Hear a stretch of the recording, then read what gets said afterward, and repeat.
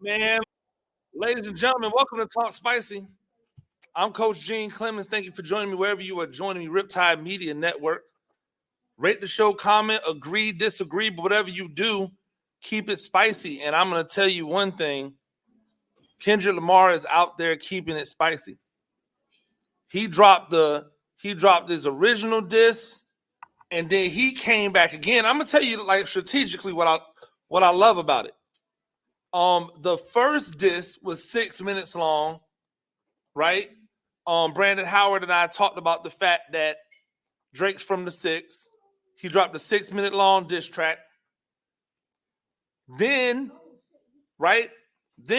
he dropped the diss track on the day so that Joe Budden could go crazy on his podcast about it. So now he's got the largest hip-hop platform in the world, talking for 2.5 hours about his diss track, right? While Drake is actively avoiding that to try to do some type of like, I guess like F you to Joe Budden. I don't know, but Kendrick leaning into it. And then as everybody on the Joe Budden podcast, by the way, says, oh, Drake's going to respond in 24 hours. Drake's going to respond, blah, blah, blah, blah, blah. Before he gets a chance to put pen to paper, my boy Kendrick Lamar came and did a good old-fashioned, I'm back on that era, boy. Right on you again. Right? Like straight out of an old school vine. Straight out of the old school vine from DC Young Fly. He back on your, like, you gotta love it. Like, what somebody out here is trying to say right now, man, what does this got to do with sport? This has everything to do with sport. Because sport comes down to the ability to react when somebody acts. But then it also comes down to who's going to be the aggressor. Who's going to be the one to take the initiative? Who's going for the knockout shot? While Drake is out there trying to look cute, trying to be fly, Kendrick came for war. And everybody knows that the longer the war goes, the less it favors the more powerful of the two. I mean, the more it favors the more powerful of the two. I would say, if we were looking at this from a financial standpoint, from a reach standpoint, Drake is the more powerful of the two. Larger platform, larger fan base, probably more money.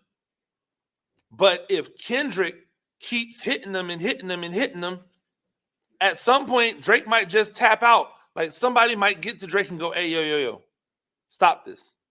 The same way they had to do, right, when Pusha T dropped the story of Adidon and exposed the fact that Drake was out here living a less than questionable life.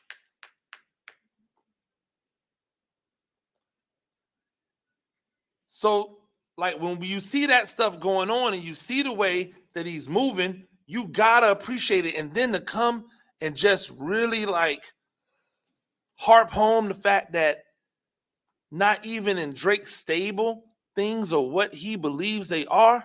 Oh my gosh. Oh my gosh, you gotta love it. If you don't like dropping this today, knowing that the Joe Budden podcast is recording today, so that they are going to, again, after making it the main thing that they talked about on their Saturday morning, their Friday night drop, coming right back on a Tuesday, right back the next week and dropping another one again so that they have to talk about it again. Man, I can't wait. I can't wait till tomorrow morning. I said Tuesday, Friday. I can't wait till tomorrow morning for him to go back to back like this. And I might have the days mixed up. I might be talking about Saturday or Tuesday, whatever. It don't matter. For him to go back to back like this, right? And that's not lost on me. back-to-back. Who else had a back-to-back? Right? He is doing what everybody said Drake was going to do. He's doing. And the crazy part about it is I don't think he's unloaded the clip yet. These weren't jabs. I don't want to hear nothing about this as a power jab. These are hooks, uppercuts. These are big boy shots. Drake's either going to have to deal with this, he's going to take a knee and bow out the fight, or he's going to have to take this to a disrespectful, reckless, it's up when I see you for life type of. I don't know if he's ready to do that, because at the core of what Drake is, he's still a politician. He's still a politician. He wants to be universally liked. That's the difference. Man, I love it. I love it because it's not like he's out here like talking about his kids or talking about his wife or his girlfriends or his mom or his daddy. He's saying, hey, yo, the people inside, they loving me on your head right now. They love the fact that I'm exposing you right now. They've been wanting to do this, but they scared or they can't afford it financially. He's spitting some real legitimate game. A lot of people won't understand it, right? A lot of people go, oh, well, because the song isn't what they want it to be, right? Because they're going to find a way to not like the song instead of writing the lyrics. I heard somebody that I follow me on Twitter was saying that they didn't like the first one because they were like, oh, why does he always got to do the sounds, and why can't he just do stuff regular? I'm like, that's him. He's doing him. But then when this one dropped, he said, yo, I love this. This is what I'm talking about. It's still him. He just has all of these layers. But beef is an interesting thing, especially beef in sports, right? There was an incident. There was an incident that happened with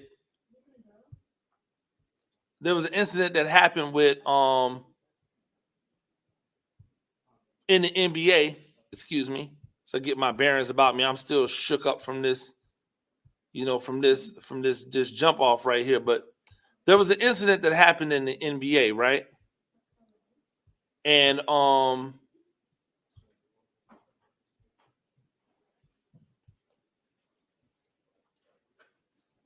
Patrick Beverly was talking to a female reporter from ESPN, and I think he had said that she can't interview him. But I just want to hear what he's saying, because this is the Bucks, right? And the Bucks I think it was the Bucks. The Bucks were eliminated.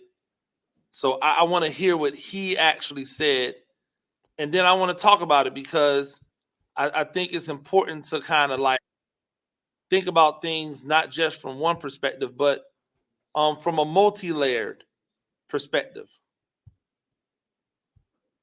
So here is the video and the audio of him responding to the reporter. Here. Excuse me, I'm sorry. Yeah. Before I finish. Yeah. You subscribe to my pod? Do I subscribe? I do not. So you can't interview me then. No Okay, well, disrespect. Jamal is here. You subscribe? Okay, cool. Yeah. That's cool. Again, there were a couple times within a bucket or two. In previous games, y'all have been able to kind of get over that hump, or maybe.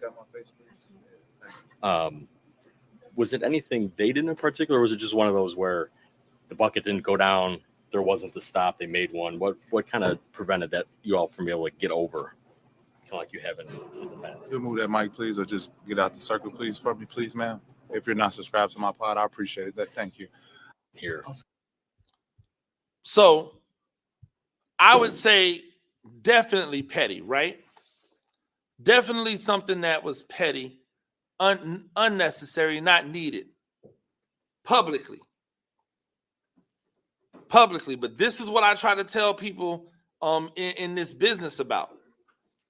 We don't know what this stems from, but we do know that Patrick Beverly is in this game.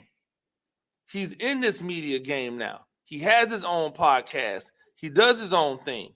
I don't know why he would be so, he would be so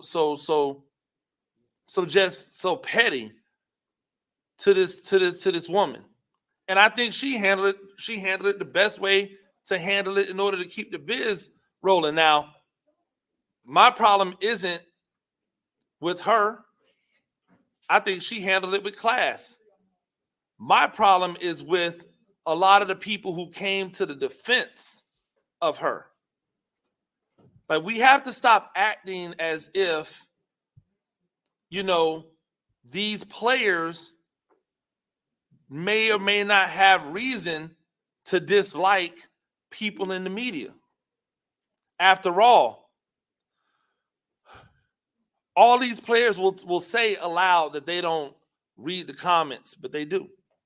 All these players will say that they don't read articles, but they do. They don't hear clips, but they do. Right? And they listen to things, they understand it, or they might hear through the grapevine, right? Because athletes hear stuff about broadcasters and media members the same way that media members hear stuff about athletes and broadcasters. The difference is that the athletes don't get on their platforms and say, an anonymous source told me everything about Molly Karam, or anonymous source told me everything about this Stephen A. Smith. Nobody does that in athletics. You want to know why? Because in sport, there's a code about what you should bring to the table and what should be left unsaid. And for the most part, athletes have respected that. Media members have never respected that. They will run off of the moment you stop being able to sue media members for libel or for producing false information because it was said in a bunch of different areas, and now I'm only saying allegedly or I'm using anonymous. The moment they were no longer able to fight like that, they had to find another way to fight. And these athletes nowadays are saying, I don't have to talk to you for whatever reason. And again, I do not agree with what he did. Even if she did something wrong to him, which if you listen to the people who have come out to publicly defend her, they say she's super nice, that she's really helpful. But these are people in that industry who have dealt with her. We don't know what the situation is, right? And even if it's nothing, right? Or if it's everything, he was wrong in the way he did it. But now, here's the problem I have. What do y'all want other people to do about it, right? Because if you guys cared, then instead of just tweeting about these posts and giving this action more light, more recognition, making his next podcast, whenever he drops his next podcast, that's probably going to get more views. You want to know why? Because people are going to want to know why he did what he did. If y'all really cared about the way he treated her, a member of the media, you know what everyone should have done? They should have walked away. Hey, yo, Patrick Beverly, we don't have to talk to you. You didn't mean nothing to this game. That's what they should have did. Hey, yo, Patrick Beverly, guess what? If you want to be rude and disrespectful to one of us, then none of us are going to talk to you. See how that rolls over, right? Make that statement. But to come on Twitter after the fact and talk about how classless it was and why didn't anybody do anything, well, what did you want them to do? Because I just told you the only recourse that they have. What were they going to do? Start firing a bunch of questions at him about why he did that? He'll just not answer. Oh, let me guess. Y'all want one of these media people to go tap Buddy on the shoulder and go, hey man, I need to see you outside. You ain't gonna disrespect her like that. How do you think that's gonna go over with some non-athletic media member trying to pick a fight with Patrick Beverly because of what he said? I would love to know what Bud Elliott, right? What Bud Elliott at 24/7 Sports, at CBS Sports, at Cover 3 Podcast, the 22 Sports Pod of the year, according to Nolecast, right? 92.6 thousand followers. I'd love to know what Bud Elliott at Bud Elliott 3 thought that people who were there should do. Because what his response was, how does nobody in the interview scrum stand up for her?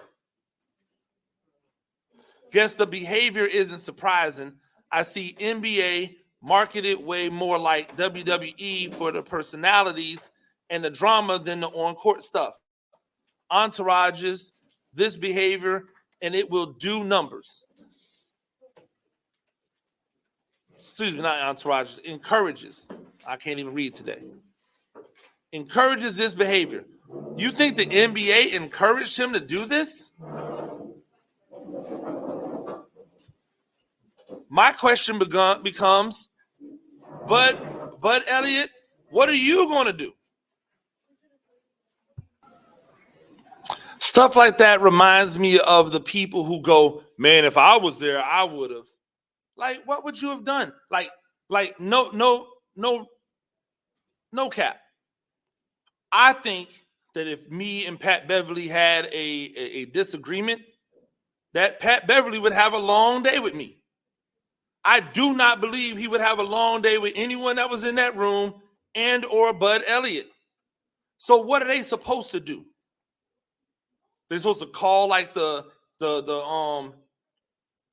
media person, the media contact person. Hey, he's treating her bad. No, the way that you solve this is stop putting a microphone in his face and stop getting on Twitter talking about him and stop doing think pieces about him. The way you want to know how you regulate behavior with people who are supposed to be in a public light, stop giving them public light. But you won't do that. You want to know why? I'm gonna tell you why you won't do that. Because this post for Bud Elliott is 47,000 over 47,000 views. That means the impressions are off the charts. And that's what the game has become. Let me try to attach to and clamp on to something so I can get more clicks. Bud Elliott didn't do anything to help that young lady's cause by posting that video today. The only thing Bud Elliott cared about was engagement. More engagement. That's it. We don't have to sit here and pontificate. At the end of the day, we know what it was. If you feel as if somebody is wrong or doing you wrong, stop covering them. Stop giving them light. There is an old adage that says, all publicity is good publicity.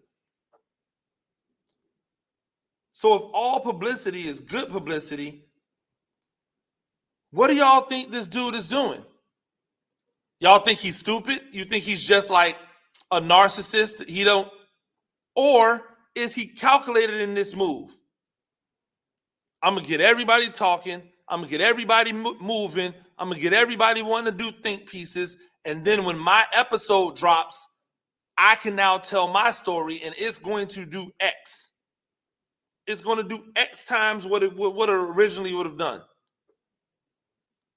Sometimes being the villain pays. And not for nothing, but that man has proven that being the villain pays.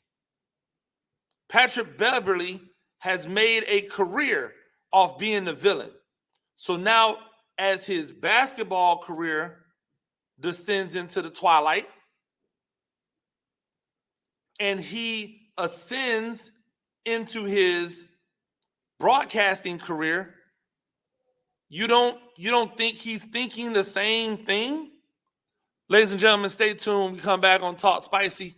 I'll be joined by Klep of Klep CX of Critix, who will be talking about the X-Men class of, X-Men 97. I want to say class of 97 because I was thinking about that Netflix show. But X-Men 97 has been getting rave reviews. I want to talk about it, and I want my guy Klep to tell us all about it. It's Talk Spicy on the Riptide Media Network.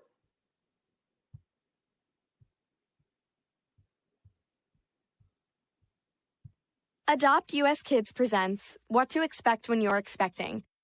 A teenager. Learning the lingo. Today I'm going to help parents translate teen slang.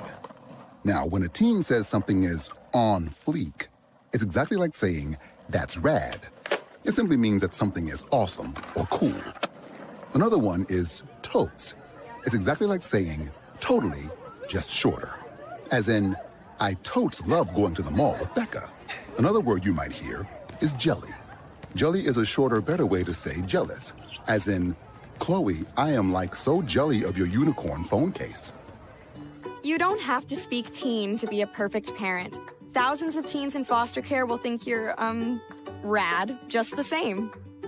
To learn more, visit adoptuskids.org. A public service announcement brought to you by the U.S. Department of Health and Human Services, Adopt U.S. Kids, and the Ad Council. This is the story of a very special woman. In a matter of seconds, she turned herself into a great mathematician or an entrepreneur. Her knowledge was limitless and still is. She could also make monsters disappear, especially those that lurked in the shadows under the bed. Once, this woman put back together a teenage girl's broken heart, which had been shattered in 1,000 pieces, just by giving her a bear hug. She masqueraded as a regular person at work, but as a superhero at home. Everyone knows her as Gabriella. I still call her Mom. Your hero needs you now, and AARP is here to help. Find the care guides you need to help, complete with tips and resources at aarp.org/caregiving. A public service announcement brought to you by AARP and the Ad Council. Hey, Dad, your prescription will be ready in just a minute. Hey, Dad, your laundry will be ready in just a minute. Dad, your lunch will be ready in just a minute. Hey, honey, why don't you take a minute? When you help care for a loved one, you give them as much time as you can, making sure they're safe and comfortable. But it's just as important that you take some time for yourself. At AARP, we can help with information and useful tips on how you can maintain a healthy life balance, care for your own physical and mental well-being, and manage the challenges of caring for a loved one. Because the better care you take of yourself, the better care you can provide for your loved one. Thanks, Dad. Thank you. You're there for them. We're here for you. Find free care guides to support you and your loved one at aarp.org/caregiving. That's aarp.org/caregiving. A public service announcement brought to you by AARP and the Ad Council. Ladies and gentlemen, welcome back to Talk Spicy. I am Coach Gene Clemens, Riptide Media Network. Thank you for sticking with me through my Kendrick soliloquy and everything. So Klep, one thing that people don't know, or my people don't know about you, and maybe don't know a lot about me, is that we were heavy in this music thing. Yeah, man. And the battle was never an issue for us. Nah. We were seeking out the smoke from everywhere. Like, oh, word, you can rap? Cool. That's a cool story. It's just different now, period, man. It's a little weird. Yeah. I think the music, well, number one, I'm 100% convinced we were 10 years too early. Mm-hmm. That number Maybe one, more. and Maybe more. not even saying it on like some arrogant thing of, oh, we were just that good, but I think the ability to move and navigate independently, to have like could you imagine what my YouTube channel would have looked like, how I was out there in these streets? Like, yeah, I think about that all the time. Like I tell people, like, yo, we was doing this before there was a YouTube, man. Like, yeah, I think the only form of distribution that we had that was like evolutionary was TuneCore, where you could get distributed to all the streaming services like iTunes and Spotify. Like that came out right at the end of it all, when we was just like not even interested in doing the music game anymore. Yo, Drake essentially started doing the thing that everybody told me you couldn't do in music. Remember when I was doing singing rap, but remember when I was doing the monotone? Oh yeah. Everybody told me, oh, it's just so different. I remember we were sitting with an executive, and the executive was like, that's just so different. No one else is doing that in the industry. And I was like, yeah, that's the whole point. Like nobody else sounds like this. And they were like, yeah, I don't know if that's gonna work. And now, you know, I've spoken with I've spoken with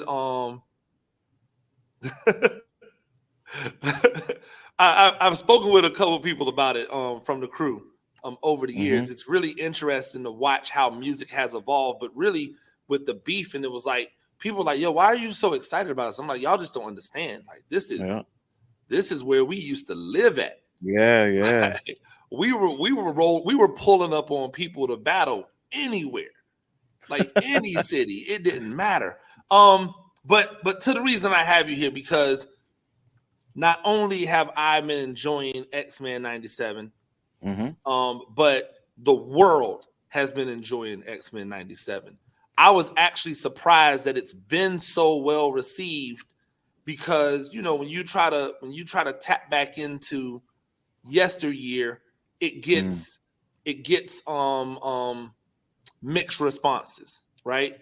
Yeah. But this has been universally acclaimed as a hit, which means we're getting more of this. Like we're going to get more shows that are going to pop back to a certain time period and give us the old Saturday morning cartoon lineup that we used to all like know and love, but just in a topic in a manner that gives us this update. So number one, tell me what you know about how this came about and why it's been so, in your opinion, you think it's been so well received. Well, I mean, I knew about this thing coming forward since like 2021, I think it was. I was at a Comic-Con and they were like rolling out the whole like introduction of this. They brought the whole executive producing staff out, the artists, the writers, and then they showed images. So I had seen images of this like 3 years ago before it was even out. And the excitement behind it was that they were continuing what we already knew. Like everybody was like, okay, it's not going to be a reboot. It's not going to be a new thing. It's going to be the X-Men show that we all grew up to love from the 90s, which already had my interest. I was like, that's kind of dope. That's cool. Flash forward to now, it's finally out. And I honestly think that the reason people are gravitating towards it is because it literally feels exactly how they said it was going to feel. They didn't try to do anything different or try to sway and introduce all these new characters. They went right back to the comics. They went back to the original show and started reintroducing characters that we all already know, and not even changing the way they look. They look exactly the way that they always looked in the comic books and exactly how they looked in the old Saturday morning cartoon. So I think that alone is what people are really gravitating towards. And then the storytelling, it's right out of the books. Yeah, they're kind of ripping pages and kind of giving you short versions of the things that we know, but they're still giving you a piece of what you already know from the books. And it makes me more excited to be like, well, what story they're going to do now? What crossover they're going to bring in now? Like every week you could look forward to just a glimpse of something that you're familiar with. Yeah, for me, I like the authenticity of it, right? Like I was hoping that they didn't come back and clean up the graphics, right? Like I was like just something as small as don't give me your 2024 polish. Don't put the filters on the picture. Just let me see the picture the way it's supposed to be. I don't need the AI clean up and the filters and all that other stuff, and don't give me your 4K high resolution. Everything looks smooth and it's sitting in front of like on my TV, making it seem like it's right in my living room. No, I don't want that. I want what I originally saw. So just so I'm clear, this was supposed to pick up from where X-Men left off. Exactly. Right? Because the whole time we thought Charles Xavier was dead, and then they give us an explanation on that he's not dead. So if anybody's seen, I don't want to spoil things, but if you did not watch the finale of the X-Men series, we believe that Charles Xavier is dead, and that Magneto is taking over, which happens in the comics. Which happens in the comics. So the idea of Charles Xavier being the eternal optimist, right? Mm-hmm. I think that is an underappreciated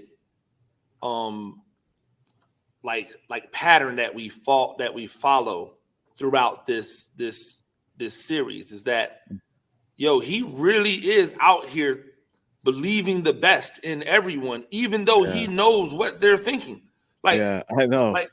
Like that's the crazy part to me, is that he knows in his heart of hearts, he knows that Magneto is going to do something, right? For the betterment of them and not necessarily for the betterment of everyone. And yet he still keeps trying to flip this dude. Well, I think maybe it's because, like you said, he has that ability to see beyond what a person is thinking or feeling. So he probably sees that little glimmer of light that he knows is within him. He sees that pain, that hurt that is driving Magneto. So he understands, like, listen, I know what you're going through, but I know that you really don't want to do what you're doing. You're just doing it because you don't see another means. Yeah, but it's like that falls counterintuitive to everything we know about how to deal with things. Is to cut out the large, right? Like, oh, it's so bad that I can't wait for it to get to that point. If I really wanted to get like deep into it, right? Charles Xavier is really like, he's playing Russian roulette with the world. Oh yeah. You should have took this dude out a long time ago. You playing Russian. If you really care about the world, the sacrifice of him should be enough, right? Like, sacrificing him should be enough to do what you really want to do with the world. Yeah, and this is just to play devil's advocate. Like, that's easier said than done, because the same way that Charles has his followers and supporters, Magneto also does as well. So either one of them taking one another out is just going to cause a war on either end. So it's not like he could just say, yeah, let's get rid of Magneto, because the Magneto has a whole slew of mutants that believe in his cause versus, you know what I mean? So there's no win really, because either way there'll be a war between the mutants or the humans. Yeah.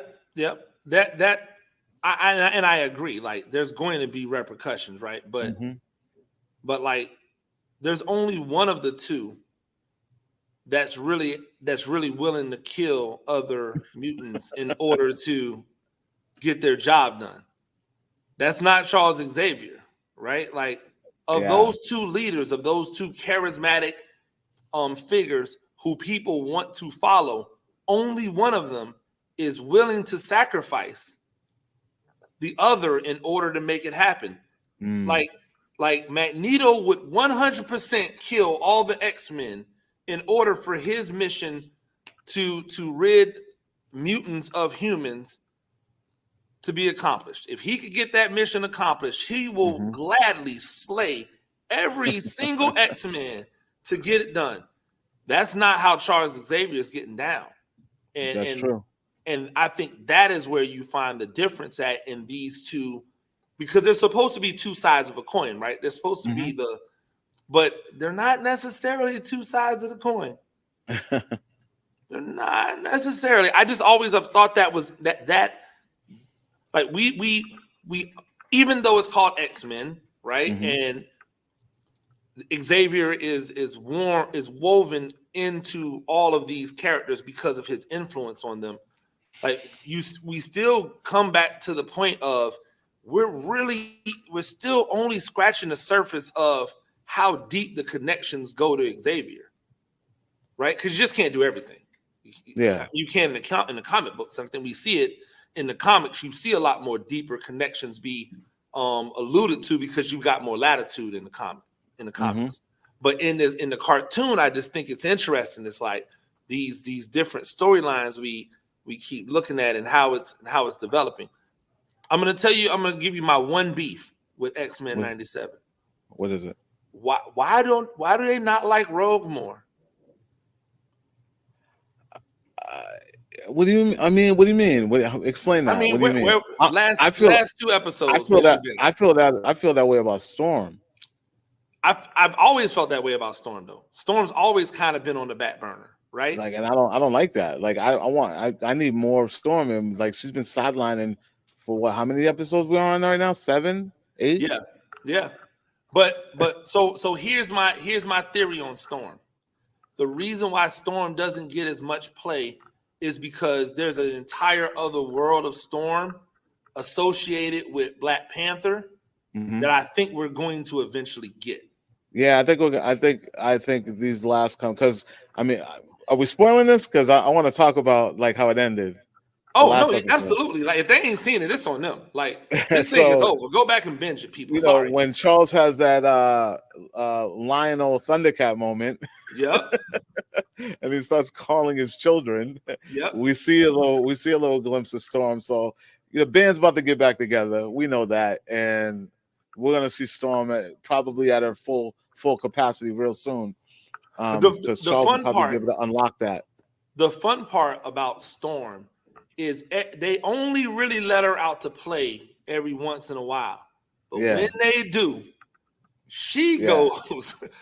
When she goes, she don't play no games. Like that's what I love about like people always talk about like the Wolverine rage, right? Like when he rages, boom, boom, boom. This is what he's got going on. Like it's crazy. But when Storm goes ham, when Storm gets it popping, I feel like that's when you see true genius at work. Like, and I want to commend them on not solely relying on Wolverine. Thank you for that. They put him in this place, the way he's always been in the comic and in the cartoon. I recently heard a podcast. I'm not gonna say no name, but I heard a podcast talking about how when they do the live action version of this, they're going to have to bring Wolverine in because he's the biggest character. And I'm sitting back and I'm thinking like, no, they don't have to bring him in because you just need a really good story. You don't need popular characters. It's an ensemble cast. Popular characters don't make a good story. You need people who can carry the story and make their characters interesting and then lead into introducing the characters that people are familiar with. They've been doing that since the beginning of the MCU. I honestly, me as a fan, I'm Wolverined out. And then after Deadpool, I'm definitely ready for a reset. I'm only jumping into Deadpool with excitement because yes, finally it's here. Let's get it out the way. Let's get it out of our systems. And then let's start X-Men the way that we are supposed. They were giving us hints at the first team in this last episode. Did you see the picture that was on the wall? Yep. And they kept showing. They showed Angel. They showed Beast before he was blue. They give. It's a comic book cover. For any of you guys who don't know, the first X-Men comic book cover had the first initial team on the cover, and that they were Easter egging that through that whole last episode. That's the team I want to see. I don't want to see Wolverine first time. So let's get nerdy with it. So I think that the gift and the curse of the MCU outside of this, just of everything they've done with live action, has been the singular focus on characters, right? Mm-hmm. So like you make these X-Men movies, but then you make the storylines so that we're focused in on only really one person's story. Like the issue that X-Men had is that you introduced us to X-Men through the lens of Wolverine. Yeah. So and because he you was did that, star in all of them. yeah, because you did that, now we don't know X-Men without Wolverine. But if you had done what they tried to do with X-Men First Class, which is to introduce us to the X-Men through the eyes of Charles Xavier and then when he meets Magneto, like let us see through the eyes of Magneto. Now you open up an entire world where the characters that come along are parts of the story, but not the story. Yeah. Right? Because Hugh Jackman's going to time out. Like he can't be Wolverine forever. And then you had the perfect one-off. You had the perfect bye-bye. You had the perfect see you later. Right? You got him out of here, you killed him, and now he's back. Yeah. Now he's back for this Deadpool. Well, here's what I think.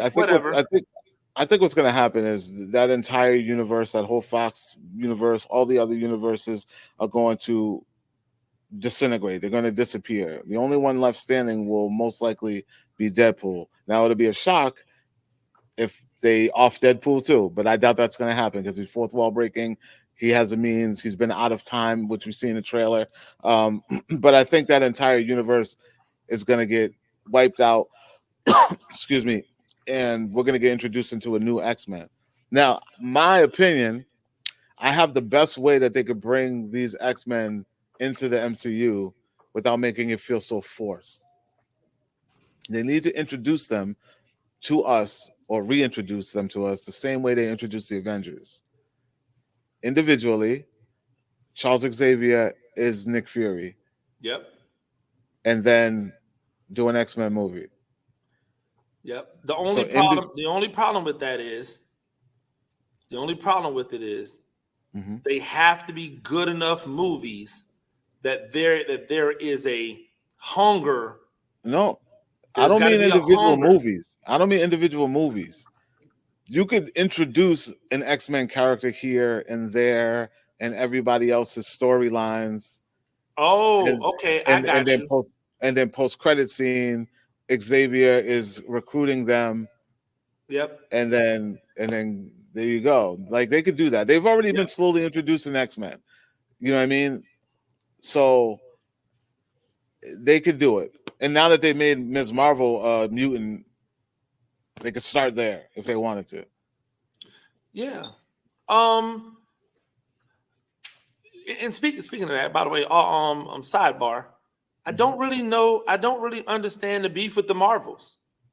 Yeah, it's not a bad movie. I thought it was a very enjoyable movie. Like the problem is the climate that we're in right now. If that movie would have came out 5 years ago, it probably would have been, if it would have came out in phase 3 or phase 2, then people probably would have looked at it differently. But because of like the downhill of the quality of Marvel, it's just another to everybody. Yeah, but I thought it was perfect for what it was supposed to be. Like clearly, this was not supposed to be your hardcore adult movie. Yeah, but we're in a different time right now. People are expecting so much more from Marvel because we're in phase 4, 5, 6. So people are expecting better. That would have worked better as maybe that would have worked better as like either a TV series or if it was not a Marvel's movie. Not every character deserves their own movie. And that's what Marvel needs to understand. Not every character deserves it. Like, that would be like, why didn't y'all just make Ms. Marvel a movie then, if that was the case? She carries that movie but her show was fine as a show. They were talking about doing a Monica Rambeau show, and I'm like, but why? Why? Yeah, We've no, already seen her yeah, arc. and I agree. Like I think one of the smartest things they've done is not making another Incredible Hulk or another Hulk movie. Yeah, Right? well, Like let him exist. no story to tell. Yeah, let him exist in the worlds that he exists in. He can slide into this world, he can slide into that world. Like you don't have to make every character its own individual character. Yeah. But then there are some, like, I mean, we can keep it a buck. Like the Marvel became a juggernaut off the back of Iron Man. Yep. Like, and you know as well as I do, Iron Man was not it. Like Iron Man was not the oh my gosh, we got one. No. Iron Man was just, hey, we need a Batman type character over here. Let's Iron Man. It's cool, right? Like that's what it was. Yep. And so for that to be the jump off of where everything went bananas, like it's interesting. Like the Marvel's been the only thing I've seen where they've been able to successfully weave characters with zero superpowers like seamlessly into the same like fighting atmosphere as people with all the powers. Yeah. Like I think that's interesting. And the fact that they were able to take nobodies and make them superstars, which they need to get back to that formula. Yep. Like this whole chasing A-listers is fucking stupid. Don't need to do it. You guys went out and got a no-name actress to play Ms. Marvel. Like, no, she's never done anything ever in her life. That was the first thing. Hey, and she's phenomenal. By the way, she is so good at that role. Like, she's dope. Like, I don't know the character. Like the problem is, right, when you get someone like that to play that role, she's gonna get adult real quick. Like I'm talking about just her. She's gonna grow up super quick. So then it's like, well, how do I keep telling these stories? Like it almost has to be a show, but because of the way Marvel produces, are they gonna like that show should be an 8 episode every year show. Yeah. Right. But I don't know if they have that type of appetite to write like that in order to really get for us to really get that full view of a young Miss Marvel figuring things out as she grows up. Because when we see her again, she's going to look way older than she looked, the last time we saw her, even in the Marvels. She already looked older in the Marvels. That's what I'm saying. Like even in the Marvels, when we see her again, because the girls, they glam up different than the guys do, right? Unless the guy is just supposed to be, unless they just grow into a man body like super quick. Yeah. Like you usually can keep a similar sense of what they are supposed to look like, and that's why these cartoons work so well because you don't have to worry about people growing up, right? They just need. I think they just need to focus more on the team ups and not so much of the solo, because there's not a lot. Not everyone deserves their own thing, and I know they could go either way. They have multiple routes they could go with Spider-Man, but there are Spider-Man Ms. Marvel stories, and if you're gonna just to keep people familiar, she doesn't have to have a big role, but she should cameo in like a Spider-Man. That's about it. She doesn't need a whole arc. She doesn't need a storyline. But if you're gonna show her again, so people are familiar, just throw it, because that's her vibe. That's her that tone is where she needs to be. You don't need to put her in, Captain America or the Thunderbolts, but she'll fit in a Spider-Man movie. Yeah, like something that I feel like is age appropriate because that's where she's supposed to be at.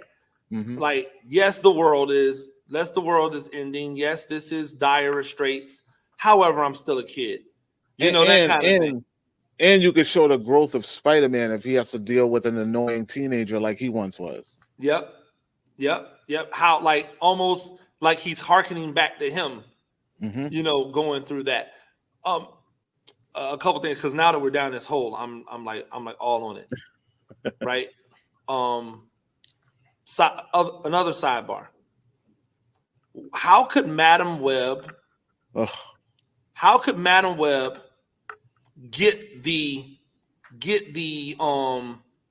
casting so like I thought she would be that was a great Madam Web. Yeah. And just totally like botched the story. Listen. And I feel like they did the same thing with Venom. Mad people love Venom, and I don't understand why. I don't have any desire to see any more Venom. But when you take out the missing ingredient in which makes the story palpable, you're gonna be left with barely anything. So you're like making up a story around all these characters that you know damn well Spider-Man has to be around for. You gotta be around. He has to there has to be some essence of. They don't even bring him up. They don't even bring up the fact that the villain looks like Spider-Man. Like the villain looks like Spider-Man, and they don't even bring him up. It's just weird, man. And then the whole Venom thing is like, bro, there is no Venom without Spider-Man. The reason he looks like that is because he was attached to Spider-Man. He didn't just mold into a spider-looking blob. Yeah, the reason he's even able to get onto Eddie Brock is because he was on Spider-Man. Exactly. And went, I got to get on another one of these. The whole look, everything. It's like it came from Spider-Man. The only thing he was missing was a spider on his chest. Yeah. No, it's really interesting, and it also begs the question of why have we not seen more people able to create not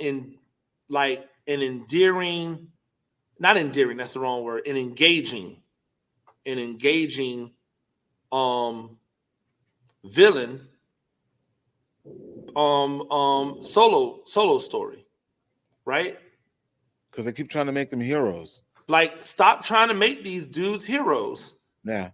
Just make them show us the if there is a heel turn, show us the heel turn.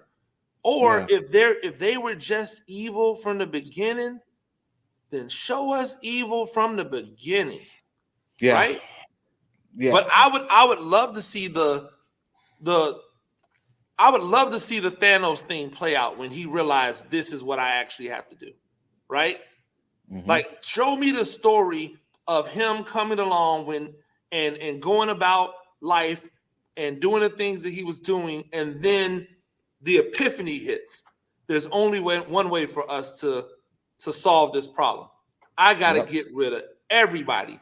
And the morality is I'm not going to choose.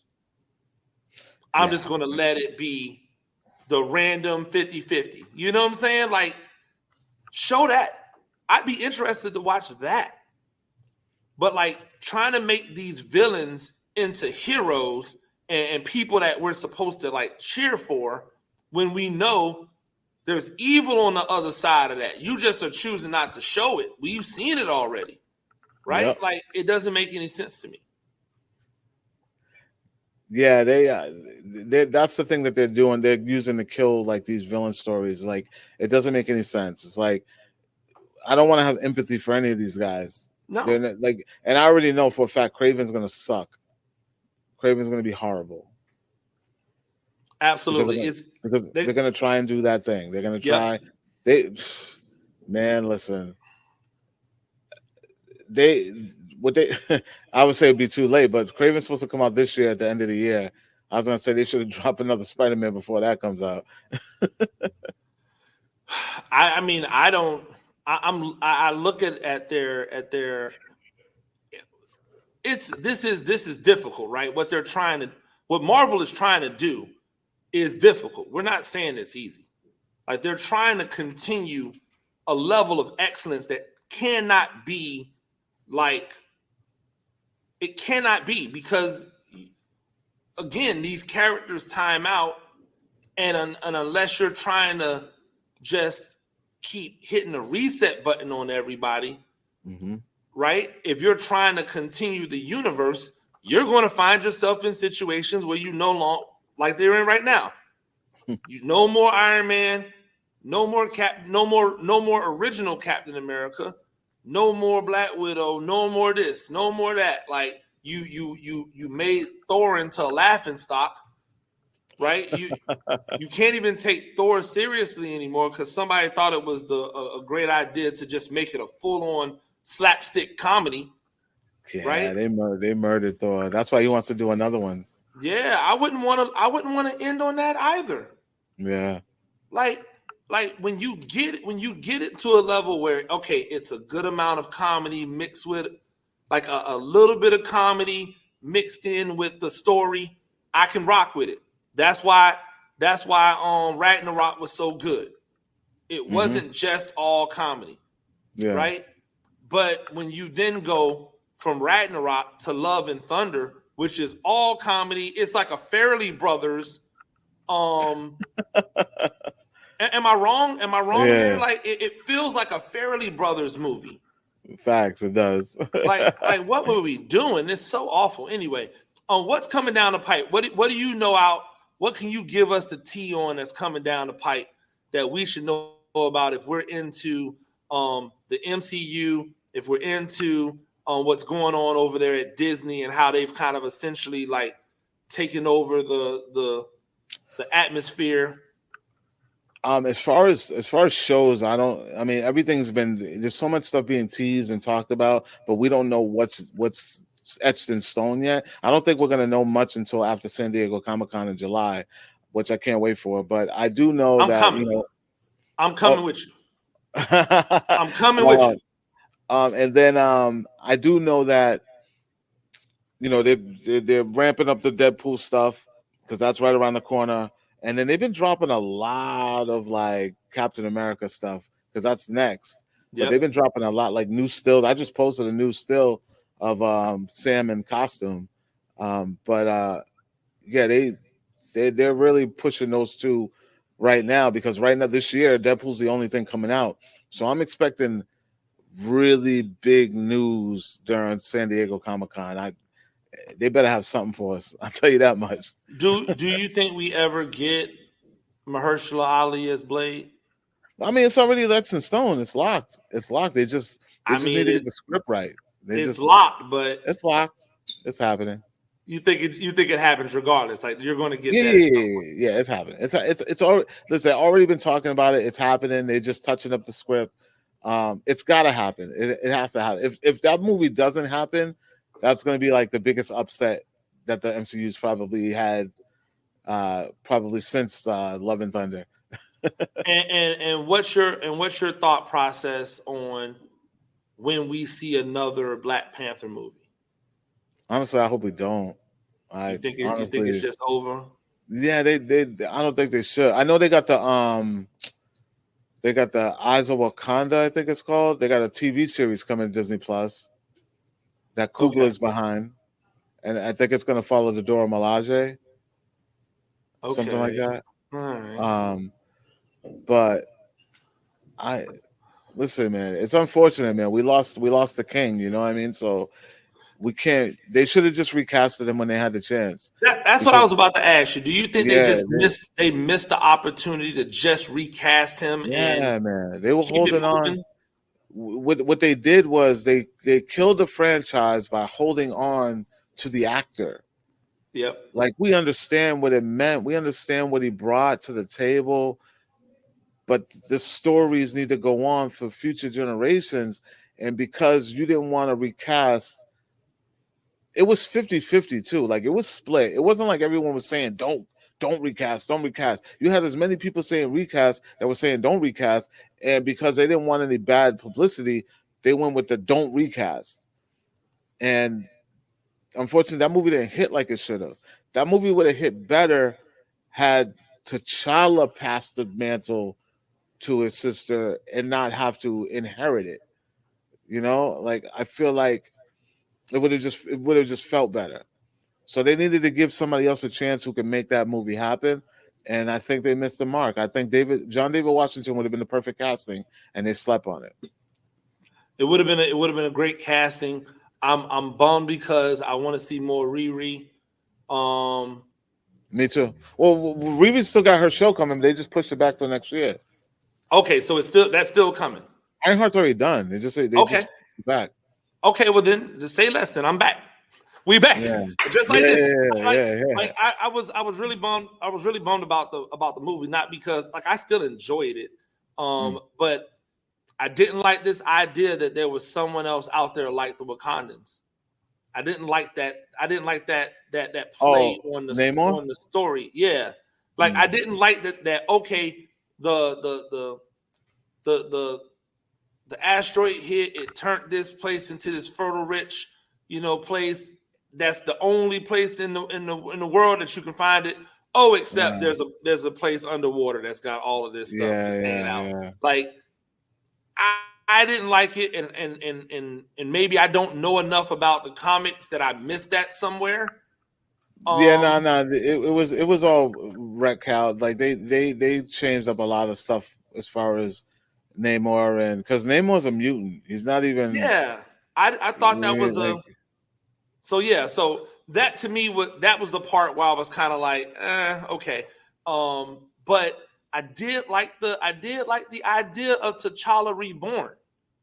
So like the idea that T'Challa's son is out there to then be the next T'Challa, and we get I don't know. I'm sure I didn't like that either. Like yeah, he has a son, but that ain't the son that he has. And nope. and how do you have that storyline without having a Storm? Like it's just that's the problem. That's the problem. It felt so forced just to get it done, just to meet deadlines, just to pull heartstrings.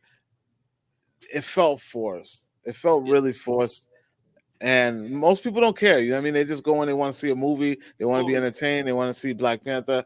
It's just the whole thing just feels forced. Full reset. I say full reset. Yeah, it felt really. Hit a full reset, do it over again, keep it more closer to the source material. Give me some damn Storm in this. Like, come on. The Storm T'Challa. Like I think that the reason they reintroduced X-Men 97 was to kind of reset the palette and get people familiar with what the X-Men are going to look like in the MCU. I really think that's why they did it. So that they have a basis to go off of, because let's be real, the Fox just veered left. They just took what they knew and just kind of made the movie and left a lot of OG fans like myself, like my man Al, like we're watching this movie and we're like, this is not fucking X-Men. Yep. Like I don't know what this movie is, but this is not X-Men. You know what I mean? And I felt like that through all of them. I don't like not one of them except for First Class. I was about to say I love First Class though. I like First Class because it feels a little more like X-Men.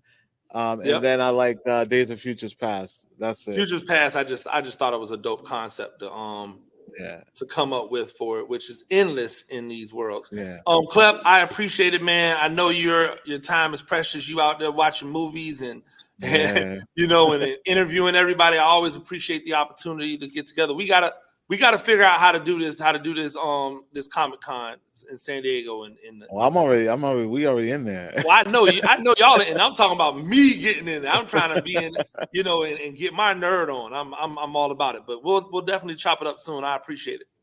Bro. All right, man. Later.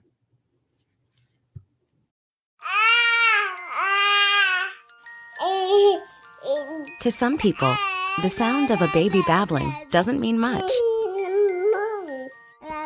But that's not necessarily true. By 6 months, they're combining vowels and consonants.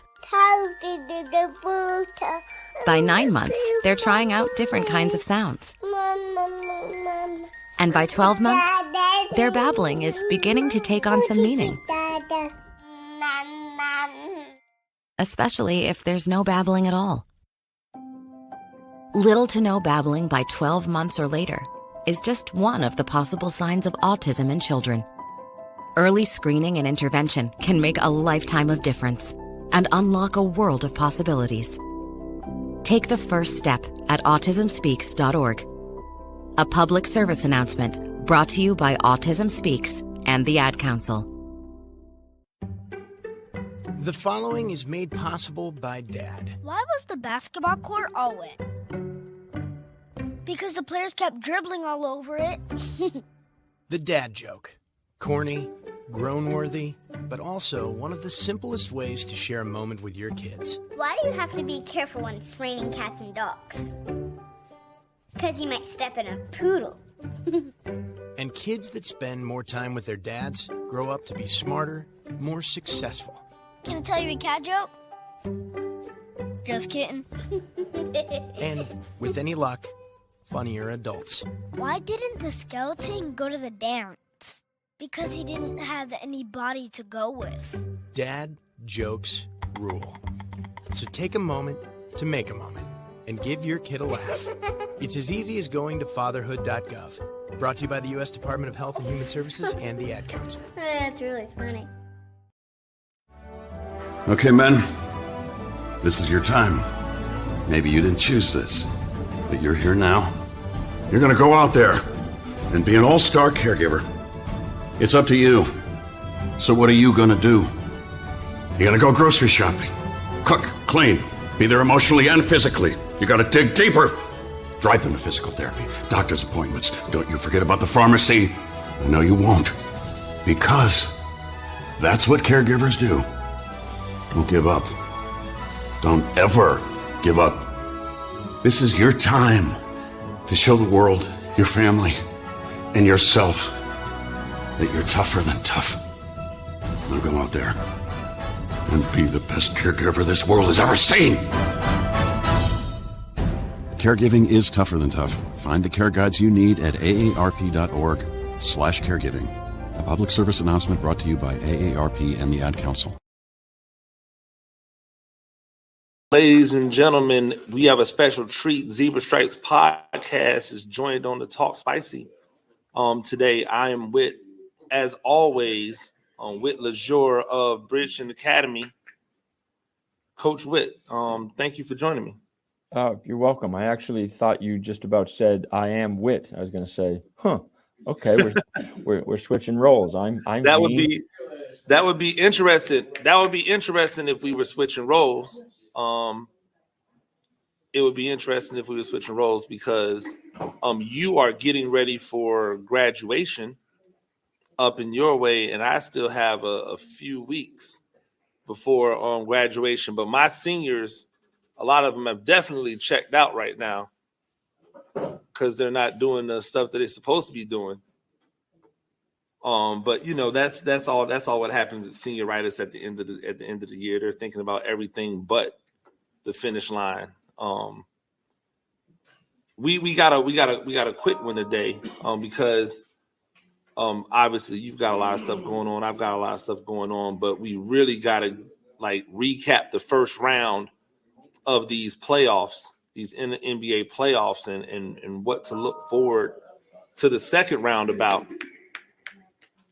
Yeah, and the good news, I was hoping you could review what the heck we all said in the first round to begin with. I can't even remember all my picks. I think I got most of them. I know you're better about that, so you probably remember that. And then I know we said we might talk a little, I don't know if it was, recruiting in the new age with seniors, or I can't remember what the heck it was. We may have to leave that for another time. Yeah, no, I mean, we can definitely get into it. I guess it all depends on how quickly you want to go through this thing. Let's just start right here. After game one, you said, hey, not for nothing, Boston needs to handle Miami the way that they should. It should just be 4 games, get them out of here, don't allow them to have any confidence.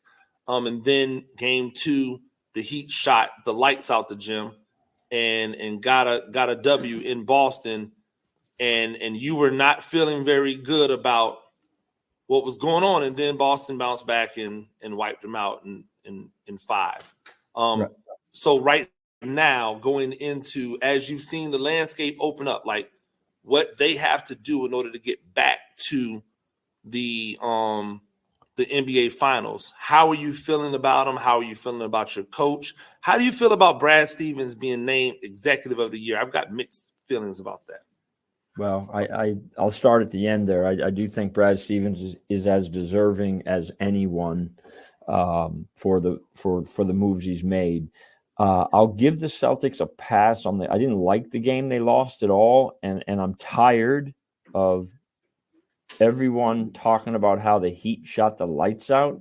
That's what happens when professional teams aren't guarded. They make shots. So to me, obviously that game was about the fact that the Celtics didn't guard a tree, and then they came back. And what I like, obviously, and what I feel good about as a fan moving forward is the fact that they really guarded, and they can guard. And even that's where, at least for now, minus Porzingis, it doesn't. I mean, they lose a little rim protection and all of that, but they can go play. And obviously with Derek White, all the guys stepping up, they're so capable, but it just starts and ends on the defensive end of the floor for them. And I think that one game was obvious. I think the closeout stuff, maybe they've rectified. Like, I think that's the other question that people had about him, is how are they going to play in tight games, or how are they going to play as the favorite, and all those sorts of intangibles. So I think the Miami series was, in Boston, the newspapers, they're talking about they haven't graduated, but they're, because that's a championship, but they're in process of graduating. And I think that was a Jaylen Brown quote. And I kind of liked it. And I'd agree with that. So defense. And if they keep playing defense, they're going to be fine. I agree. And for all of you who are wondering, because we never know what episode we're on, this is episode 13 of the Zebra Stripes podcast. I'll say this. My issue with Brad Stevens being named Executive of the Year is, of the moves that he made, were those moves like what made them better? This is just, I mean, they were a top team last year, they were a top team this year. Like what? Whoa! Are this must be Keep It Spicy, because you wouldn't get away with that nonsense on Zebra Stripe podcast. So let's face it. I mean, I thought your argument was going to be these two key moves of Porzingis and Holiday just fell in his lap. So let's not give him too much credit, because that's people well, you didn't say that at all. I was going to go. You didn't go. You just said, my God, I mean, what move? They were good last year. Now they're good this year. It's like, wait a second. They are way better this year. And those are major upgrades that didn't cost them a dang thing. And everyone across the league would say, give the guy his props. And finally, okay, hey, it's a results business. So even if they were dropped on his lap, sorry, we're in professional sports, so it's result that matters. And the result was they got a lot better. Okay, so let's play that. So let's play that out. Porzingis is an upgrade offensively. He's a downgrade defensively. Bullshit. He's a downgrade defensively, right? Bullshit. No. What? No. Porzingis guards, no. Everybody's giving Porzingis buckets. I don't care. Like, Porzingis is not shutting anyone down. He's not stopping anyone. He's not a rim protector He is a rim protector. How is he a rim protector when you don't stop people from going to the rim? He does on plenty of occasions. And here, I'm just going to say this. Are you saying weak side rim protection?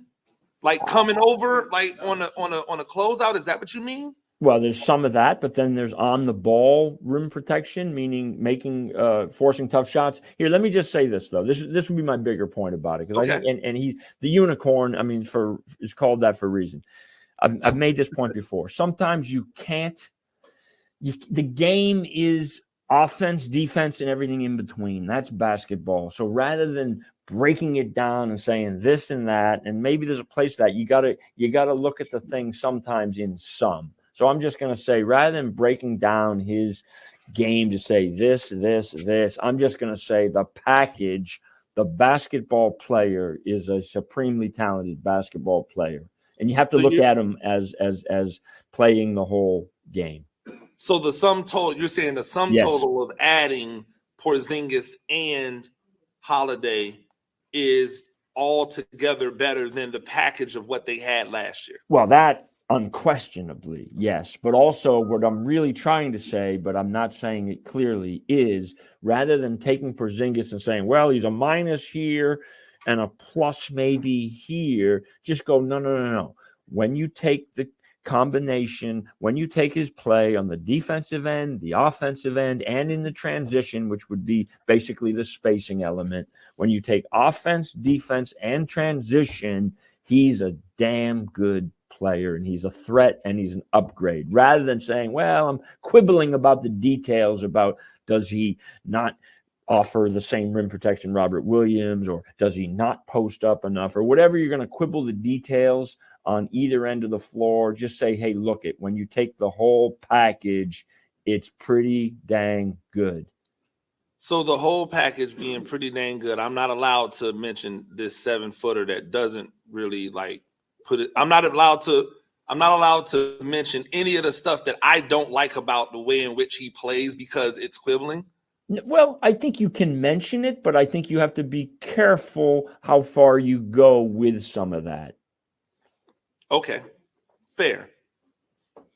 So now I think because of injuries, they get some breaks, right? I think because of injuries, they get some breaks. The road back to the NBA championship seems to have opened up rather nicely for Boston to just slide on through. Would you agree? Well, I'd agree that Philly and Milwaukee both are out and both posed a threat. So yes, but most people would say, well, Boston can advance another round or so. And I think I'm more confident than that, but their own injury, obviously, to KP poses a problem. So it's not like everything's opened up on one hand, yes, but we don't know what the extent of the soleus injury is, other than to say if it's Giannis-like, then it could loom larger, and then there's a potential problem. So I think there's a fork in the road at some point. Well, I just think that it's better because the teams that they would have really needed a Porzingis presence for no longer exist. Right. And so, like, even when you get to if we end up in a 1-2 Eastern Conference Finals matchup of the Knicks versus Boston, that's not a really good matchup for the Knicks in the way in which they play basketball. So, like even without Kristaps, that's what I'm saying. It's like this is the opportunity that if Porzingis isn't ready to go, you don't have to rush him back.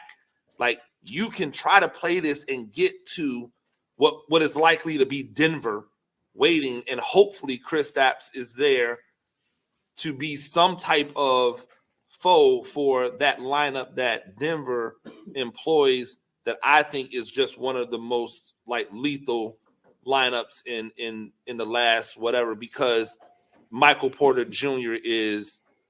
has really just become the guy that everybody thought he was going to be when he was predicted to be the number 1 overall pick and didn't end up the number 1 overall pick because he had back injuries or a back injury.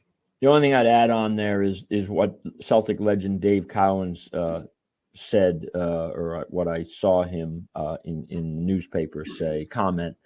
Sometimes a team gets so used to playing a certain way that the absence plays a bigger role than you might think. So in this case, the idea would be, that a team gets used to playing. Now what he acknowledged, and I would say, and I know you're ready to jump on it, would be, well, the Celtics have played with so many different lineups that, and their record, I think, was 21-4 minus Porzingis, that I would agree wholeheartedly for you. There are some people ready to say, you know, hey, the Celtics have a built-in excuse minus Porzingis. I mean, some of that's true, but I think I would agree with you and say, no, there's no excuses. And again, based on what I just said, I think they I think they're ready to give this thing a hell of a good run with or without KP. I texted you yesterday and I said that I felt like you should feel really good about your team. And in advancing, I said I don't really feel that bad about my team in loss. I really and truly believe that Lakers team might be the second best team in the West. I know it's crazy to say because they just lost in 5. But when you look at how they lost, you look at the fact that they gave Denver everything that they could handle. They lost 2 games by buzzer beaters. You know, like this team isn't as far away from championship contention as a lot of people think it is. My problem is the things that what happened with Brad Stevens, and the reason why Brad Stevens is executive of the year is not what happened with Rob Pelinka. Like Rob Pelinka, you know, he rolled dice on things and it came up snake eyes at every turn. Like all of these different elements that he added that were supposed to, you know, deepen the bench and buoy the starting squad, none of it really worked out. Like the 2 main elements that were there. People can't say anything about the way AD played in that series. AD played his butt off. You can't say anything about LeBron James other than game 1, 9 turnovers. That's not going to work. But even then, everything that he did to get them into the lead in that game 1, like you can't really have a lot of issue with. All right. Can I stop you right there for a second? Yeah, go ahead. Okay. So on Talk Spicy, you know, clearly, you know, there's an old expression, there's a fine line between genius and crazy.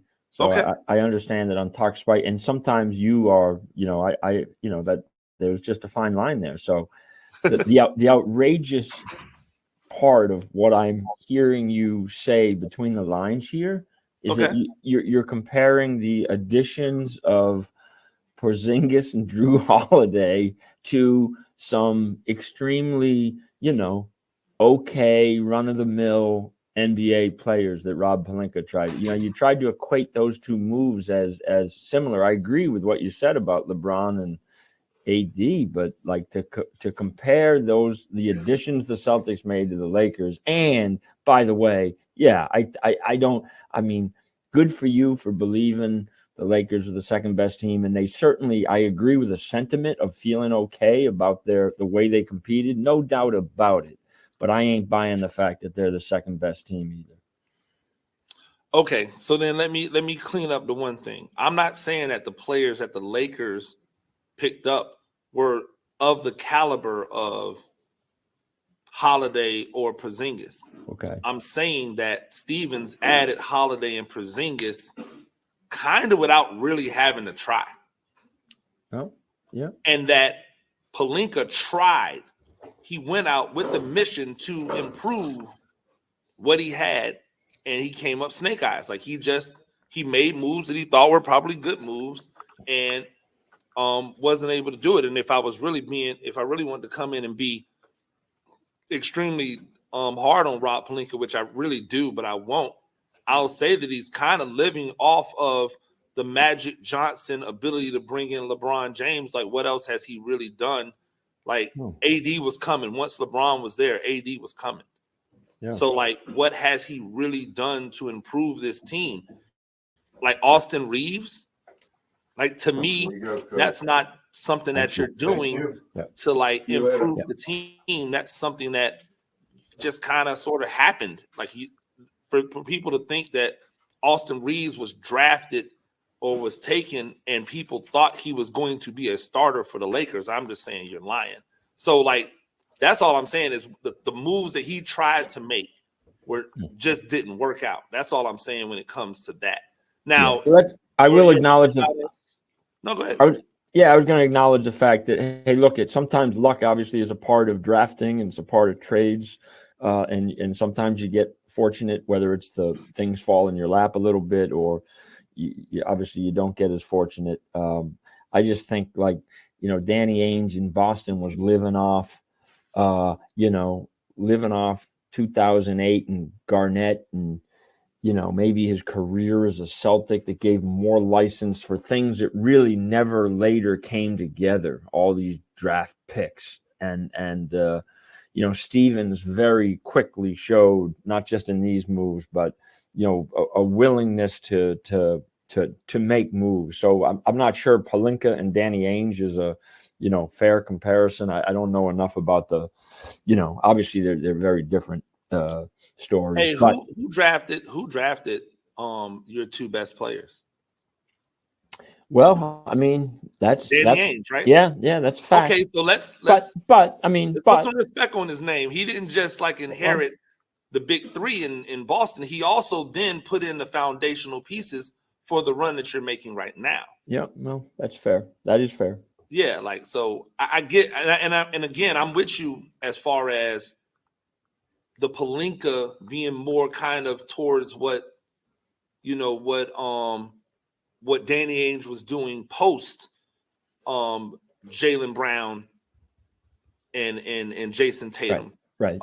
That makes sense. But I do want to give Danny Ainge his due in that. Lots of talk about Anthony Edwards, and rightfully so, because he is phenomenal, right?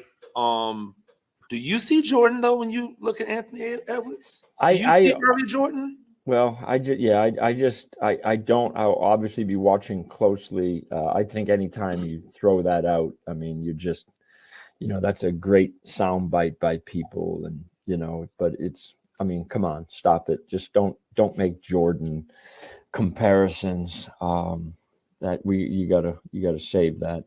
But my thing is that when is it okay to start making the Jordan comparisons? Because I don't know if I see Jordan, but it's been a while since I've seen someone and he's younger than Jordan. He's younger than Jordan when Jordan got to the league. He's already getting to a dominant level in the league before Jordan was ever even in the league.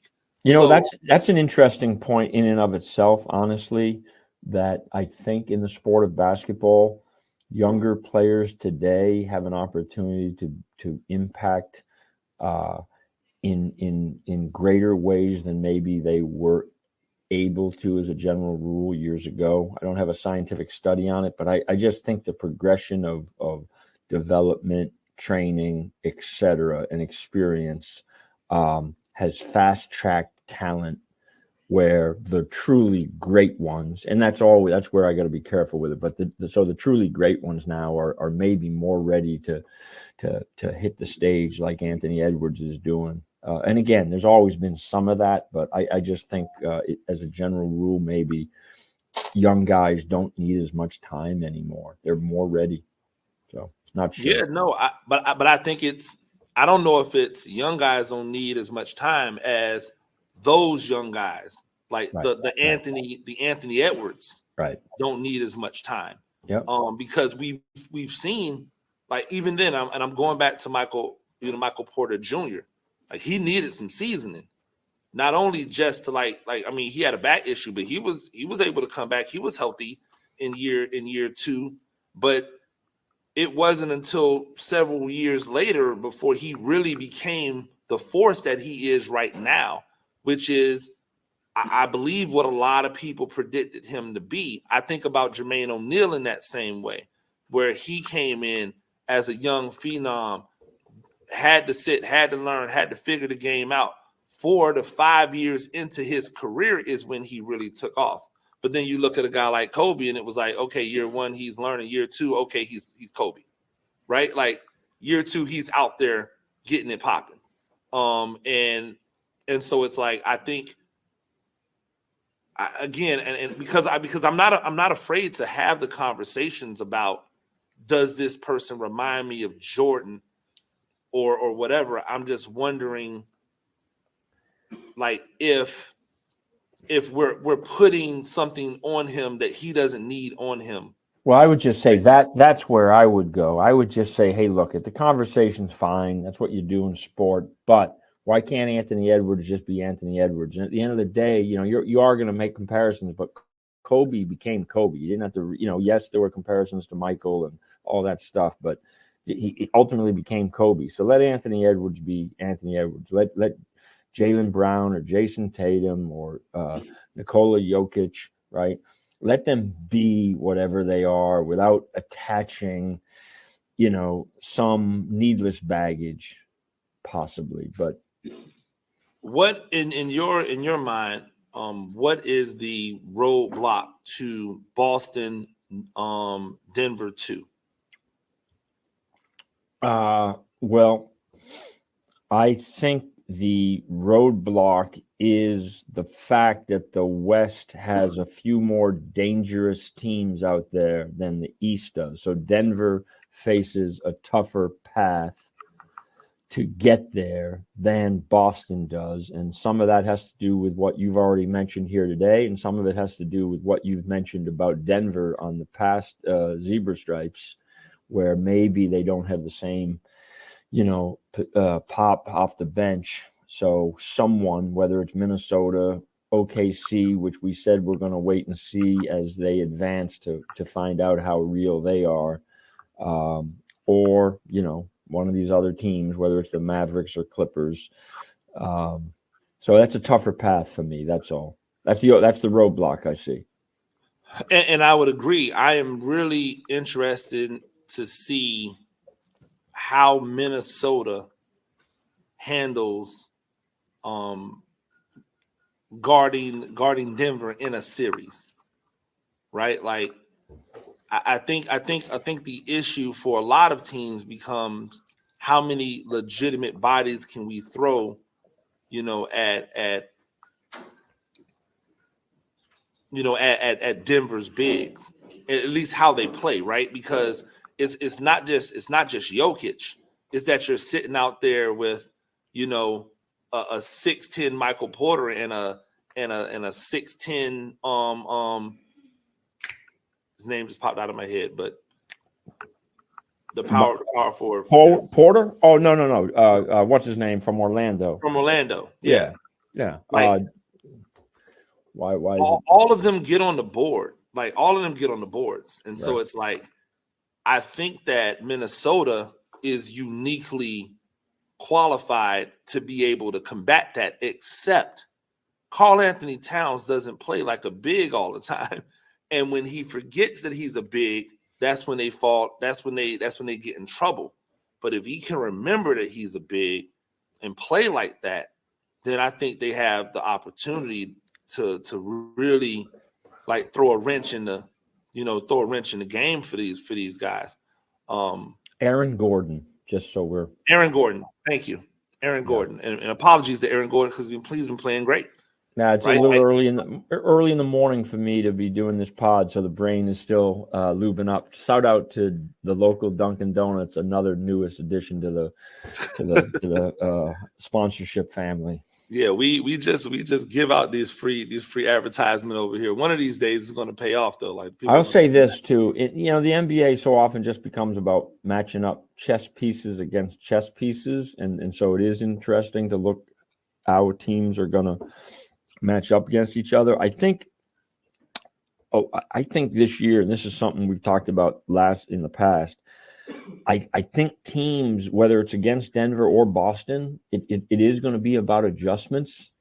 And I don't know that you're just going to be able to play one way, so it's going to be a little bit of the Spoelstra stuff, and it's not going to be as clear cut as, okay, they're in their zone and now they're in man, or when do they play zone? It's going to be more about, okay, when are they doubling and when are they not doubling and who are they daring to beat them and some of that. But that could change game to game. So I think we're going to see a lot of adjustments, which is going to make it, brings it back a little bit to our conversations about Missoula and the Celtics and adjustments that, he, whatever, again, that he didn't make a year ago or that he's now ready to make with more experience. But the same could be said for all these teams. I think, you've said it before, the regular season is one animal in the NBA, and then you get into the playoffs and then all the special late game situations, and that's where coaches really make their mark. So that's what I just say about some of these potential matchups. I think you're going to see more. I think the Celtics obviously are a team that does, they do what they do. They just do what they do, and a lot of attention on the math part of the analytics of the three. But I even think that's overstating it a little bit, because part of what they do is throw out a lot of different lineups. So, it's not really as simple as sometimes people make it out to be. Anyway, adjustments is what I'm predicting we will see in some of these compelling series that are coming up. The two round one matchups still going on: Cleveland, Orlando, LA, Dallas. Does either one of those matchups have a team that poses a threat to the teams that have advanced? Right. So no. I do think I had a friend tell me that they hoped Cleveland would win because for Boston, they thought Orlando just tends to give Boston more trouble. And I said, you know what? That's a regular season thing. I think that's not, because in the playoffs, guess what? Give me Orlando all day long because they don't have who's our guy on Cleveland with my brain trying to spit it out. Garland? No, the superstar. Cleveland's go-to. Brewster Academy shout out. Don't do that often, but who the hell is their Cleveland's best player? I mean, who? Oh, Donovan Mitchell. I'm sorry. I was thank you. Yeah, thank you. So I'm just saying, Cleveland's combination of players is a much greater potential threat than Orlando, but neither one, I think, gives too much of a threat to the Celtics. And then I'd say the same, and I'd say the same thing out west. Yeah, I think it'll be interesting, Cleveland, because there is a Donovan Mitchell, and you do have a Jared Allen inside, a legitimate rim protecting big inside. I think it'll be interesting, but I don't think either one of these teams. I think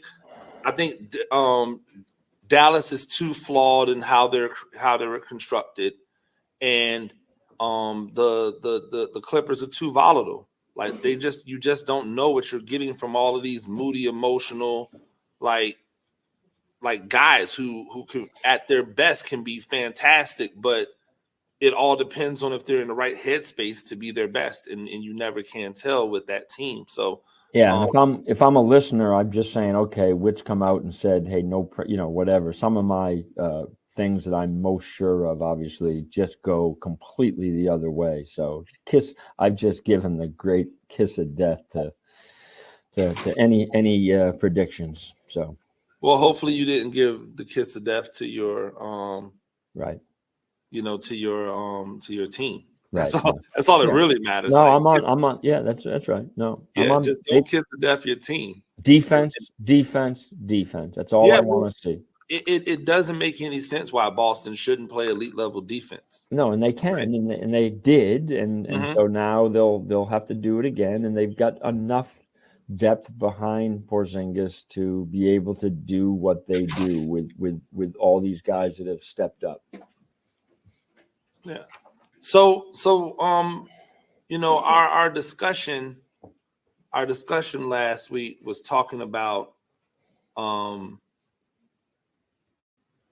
how to retain.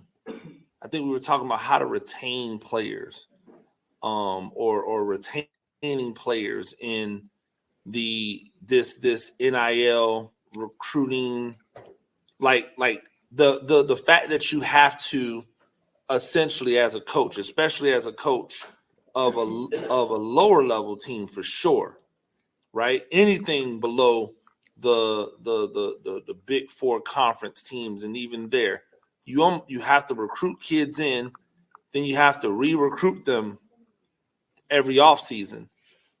If they're planning on, because now you're just not worried about them going professional. Now you're worried about them just jumping to whatever other situation they think is a better situation for them. The North Carolina just announced that Caleb Love was coming back for his final season of eligibility, which was like a big deal, you know. Whereas, where was he going? Like, I don't think anybody had him on any first round, you know, in NBA grades. And so it was like, why was that even a thought process? Well, because he probably had a lot of suitors that were ready to drop a bag on him to come and play, you know, somewhere else. Did I say Caleb Love? You did. I didn't mean Caleb Love. My apologies. That's okay. I didn't think you did. I was saying that was quite of an announcement. Yeah, no, I did not mean Caleb Love. And now my brain it's got Caleb Love in it. Well, I'll go even one better. I don't think we'd have to check the pod. I don't even think this is the conversation that we said we were going to have. So I don't know. Yeah, I'm pretty sure it's not, but I'm happy to have it. I thought we were talking about this. Yeah, we might have been. I'm saying we weren't, but I'll have to go back and listen to episode 12. It's all right. We can talk about this, and if it wasn't, then we'll talk about whatever it is we were talking about on the last pod, next pod. So exactly. Yeah. That's fair. Yeah. Hey, look, it's but tough what do landscape, you man. think about? What do you think about that in the landscape and how how you have to navigate keeping kids in the fold or keeping players in the fold for more than just like. Well, I think you got cut off there, but that's okay. But again, I think did you not hear me? I mean, what do I think about keeping kids in the fold is kind of what I heard. Yeah. Okay. Yeah. Hey, look I mean, I think that there's always been some of it where guys want to get to the highest level and look for opportunities. And so I'm, again, as I've said many times, supportive of the right of players, just like coaches have to have freedom of access, you know, and be able to move without too much restriction. The problem now is intensified because not only are kids going to leave schools for the age-old reason that they're just not happy with their playing time, and now they can just leave without even giving it a second thought. You have the financial compensation part of it. So of course, so every level is basically a feeder system. We've created a more of almost a European model, if you will, or a Major League Baseball model of minor leagues, which again, to some degree, college has always been. And now if I'm a guy, and it doesn't matter if I'm honestly we could go down to Division III for God's sake, but I'm a really good Division II player. Fairleigh Dickinson showed you could beat Purdue with essentially 2 years ago, with Division II experienced players. If I'm low Division I player and I'm that good and I show out, why wouldn't I want the financial compensation that might come with an NIL deal? So I just think that the coaches I talk to, most have just if they're not at the highest level, which is where then it just gets to, my God, you've just got to have the best set of lawyers and financial people around because the numbers are astronomical. But if I'm at the lower level, the sense I get from coaches, they accept it. They'll play their part. They're almost like me in prep school. Hey, listen, you're going to be here for a time and then you're not going to be. And part of my job is to help you move on to bigger and better opportunities that might be possible. And that's just the way they see it. And so there's not even the expectation they're going to keep you around any longer than necessary, if you will. If they can, great. Obviously they'd like to, but they're not going to, they're going to try to sell kids, if you will, or just say, hey, look I understand. And here's what we're going to do. I'm going to work for you as well as working for myself at the same time. I wonder where we'll get the Villanova model, the zig to this zag that's going on. Like where we'll find the one team that's able to say, you know what, we're not going to target this type of player because we know that that's the type of player that will likely be looking to bounce and hop around. We're gonna target this type of player because this type of player we believe is more apt, more prone to be loyal and thankful for the opportunity that we've given him or her. They're going to be more appreciative of the environment that we've built for them, and we'll be able to develop them and grow into whatever they're going to be until they leave for whatever that next thing is outside of college basketball. I wonder what that'll look like. Well, with all due respect to the college system, I would just say what you're talking about is like the Wonderlic. It sounds like the Wonderlic that in all those sorts of psychological studies that pro franchises have used for a long time. And the reality is those don't always work. Ryan Leaf, AKA Peyton Manning, they don't always work on the professional level where it's always been inexact. And now, I like what you're saying, but high school kids, as you know, change so much between high school that even, you try to account for all that stuff. Good luck. Like it's just, you just don't know. So you're at best, you're gambling on those factors that you're talking about. So, that's what I'd say. Like yes, I mean, coaches just got to recruit who they think are the best fit, and some of what you're saying has value, but young people change, man, and so that's. So you don't think there's a world out there where we we could recruit guys that are just not looking to hop? I don't think so, really. I think there's a world out there at the mid-major level. Okay, I think there's a world out there at the well-supported mid-major level where kids go, you know what?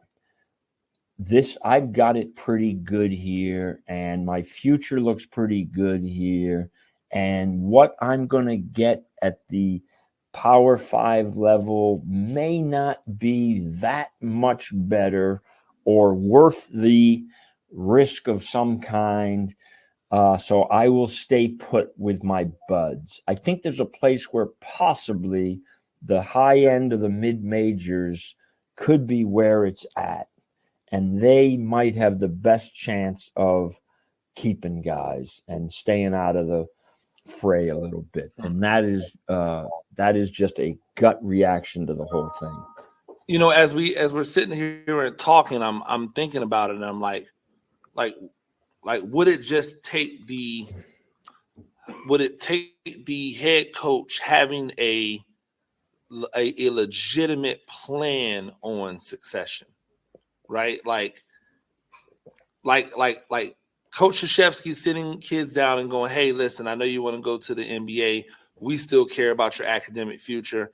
We want to put you on this 3-year plan to get your degree so that you are graduating as a senior when you're in your after your junior year, when you're ready to go to the NBA. Whether it would be a situation where a coach might sit down and I'm thinking this is more like mid-major, sit down, hey, listen, I know that everybody wants to achieve the highest level. I want you to really come in and give this thing the legitimate shot it deserves. We're going to redshirt you your freshman year. And then these next 3 years, we want to make you the best player you can possibly be, so that if you want a 5th year where you try to go and attack that highest level, that Alabama, that Kentucky, and for that 1-year run, i.e. a Grant Nelson, right? I.e. a Grant Nelson from North Dakota State. Isn't it crazy? I can pull Grant Nelson out of my head, but I couldn't think of RJ Davis when I was trying to think of him instead of Caleb Love. Like, I think that's hilarious. But anyway, and shout out to RJ Davis. Welcome back. We love to have you back for another year, my guy. Can I just say this? Yeah. Again, I don't know if you're aware of it or not, but definitely shut down on this end. So I missed the, the meat and potatoes part of your what coaches succession plans and all that. So I may start there in the next episode. I think they're already doing it. To everything you're saying, I think some of those conversations are happening for sure. I need to hear. I'm not certain about that red shirt and that, like, who we. I mean, Anyway, I'm gonna leave that one. Well, I was just thinking, like, and I know we're gonna wrap it up here soon, but I was just thinking more along the lines of, if I'm recruiting kids at the mid-major level, a lot of those kids might not be ready to play right now. And so instead of burning a red shirt on, 8 minutes here and 10 minutes there, hey, we're going to red shirt you. We're going to let you get this college thing down, work on your body, work on your skill development. And now you're going to come back as a red shirt freshman and be ready to rock for 3 years.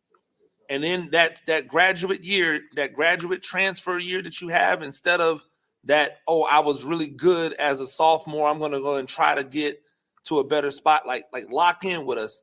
And you can do what Grant Nelson did, which was turn yourself from a mid-major at a school that isn't really known for producing NBA talent to going to Alabama and being in a championship game where you are now looked at as somebody who could be a first-round draft pick in that 1 year. Kind of selling that as a succession plan rather than just jumping the moment you have a little bit of success at College of Charleston. You're just leaving to go to another school. The moment you have a little bit of success at Illinois State, you're just jumping to go to another school. Like, stay with us, rock with us, and then we will help you get to that place that you're trying to go in that year of a graduation, of a graduate transfer with a degree in hand, and everything set up for you to be successful in the future. Yeah. So what I would say, we just have to get down to a definition of who the top mid majors are, and then play. I think what you're describing for me for it might work for the let's just say second tier recruit at that level. But in my world, again, for the top mid majors, I'm looking for the guys that I know, the top of the top, the power, the best of the best missed on. I'm looking for the guys that are that good that really could belong anywhere, that somehow, some way people missed on, or then I'm into the junior college ranks and everything else with guys that I know are future pros. So just, now again, if I got to balance, you're thinking about it from, I'm trying to keep my job. Well, right? I'm trying to freaking win right away. I'm at a place where I'm not trying to build anything. I'm certainly trying to sustain it. I'm just trying to win, and I'm trying to win at the highest level in a landscape where you might be able to. So anyway, I've got to bounce. Yeah, no, and I appreciate it.